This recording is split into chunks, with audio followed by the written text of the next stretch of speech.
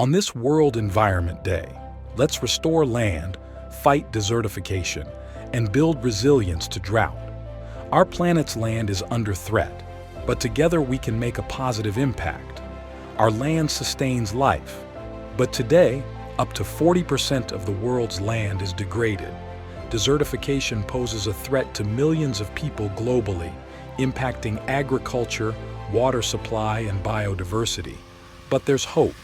Land restoration is our weapon against desertification. Let's join hands and reclaim our land. Droughts are more frequent due to climate change. Building resilient communities and conserving water is essential.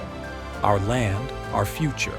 Together, we can restore ecosystems, combat desertification, and ensure a resilient planet for generations to come.